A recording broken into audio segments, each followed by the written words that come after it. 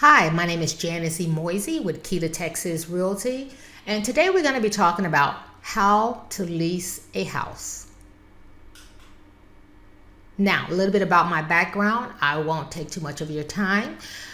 I have a marketing degree from the University of Houston. I'm originally from Chicago. I consider myself a Texan because I've been here for over 25 years. I am a homeowner. I have one son and one daughter. I'm an investor, writer, publisher, and cook. And as you heard me say in my previous videos, I love to cook. Now, the agenda for today, as I said, is going to be on how to lease a house. What's next?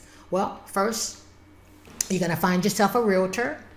You're going to visit the houses that you find on HAR or some other website. Hopefully it's HAR because a lot of the other websites are poorly kept up to date and they're outdated. HAR, we pay them out of our membership dues and the fees to keep our sites updated. So HAR is pretty much one of your best sites to look for leases for houses and also to look for homes that you're looking to purchase as well. Now, when you go to take a look at these houses, you're going to be checking them out for anything that's broken or needs to be fixed or repaired prior to move-in and also prior to application. Because once you submit that application, you're going to mention those items or things that you want the landlord to take care of on the application. There will be an application fee for anyone 18 years and older who will be living in a home. This includes kids who are college bound. If they're going to be staying in the house, they will need to submit an application fee as well. The fee starts at $35 and up. Make sure when you submit the application, you don't have any blanks. They will be doing a credit and background check. Typically, it can take about 24 to 48 hours to do the background check. Most of the time, the paperwork and documentation will be done through electronic signatures using either dot loop or DocuSign. You will be, or the realtor, if you're using a realtor, will be notified about the lease being ready for you to sign. So all you need to do is make sure you read over the lease, ask any questions if you have any before you sign, and then if everything is okay, then you go ahead and you sign off on the lease. Now, after you sign, you must have your security deposit and your first month's rent. They will not prorate the rent until the following month. Let me repeat that. If the rent is $1,200 a month, you need to have $1,200 for the security deposit and $1,200 for the first month's rent. If you're moving in on the 5th, the rent will not be prorated until the following month. So just be aware of that and just know that they're not going to wait for you to gather those funds. A lot of times people want to say, okay, I'll move in 2 weeks or 3 weeks. No. From the time you make application, be prepared to move in 3 to 5 days later. Only under certain circumstances, if the person is still there and they're being relocated and they won't be out for 2 or 3 weeks, can you say that you can push that date out. But pretty much be ready to move in almost immediately.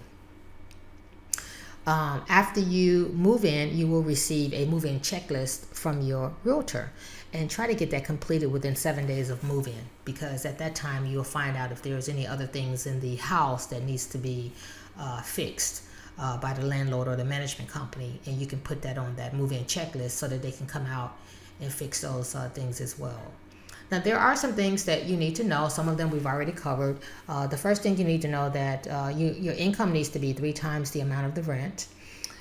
Even if you're a little bit close or a little bit off, still submit the application, because sometimes they'll be okay with it. They'll look at all your other compensating factors, like maybe how long you've been on your job, maybe the credit is super good. So just don't let that deter you, because you may be a little shy or short of the 3 times the amount of the rent. I've already said have your money ready immediately for move-in. There is an application fee required for each person 18 years and older who's going to live in a home. You will be providing the landlord or management company a copy of your driver's license, social security card, pay stubs, and or tax returns if you are considered self-employed. You will be required to carry renter's insurance on the home as long as you're renting. They will be doing a verification of employment to make sure that you're gainfully employed. If you have any pets, notice that there will be either a refundable or non-refundable deposit for the pet. Sometimes you would have to pay extra for rent. I've seen some extra money in terms of like $50 a month along with the rent, or $100 a month with the rent for having a pet. And the most important thing is number 9, please do not lie on your application. It's best to disclose or to talk about any issues you think you might have with the realtor prior to submitting the application.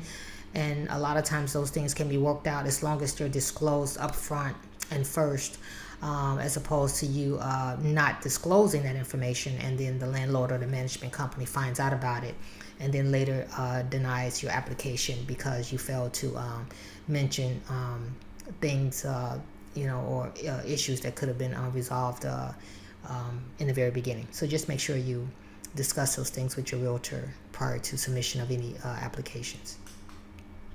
Now, I do have a ebook that I wrote about home buying. It's called Insider First Time Home Buying Secrets. It is free. If you would like a copy of this so that you can read over it and learn how to start the process of buying a home later in the future after you've rented for a year or leased for a year and you may consider buying a home. I also put out a video talking about the home buying process. It kind of covers a lot of things that's in this book as well. I wrote this book because I used to own a mortgage company and I had clients asking the same questions over and over again, so I decided to put it in a book format.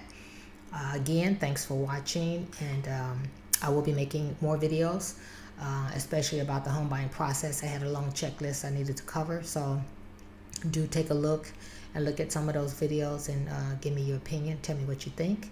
And as always, if you have any questions, shoot me an email or you can call me and I'll be more than happy to discuss with you any questions that you may have. Again, thanks for watching.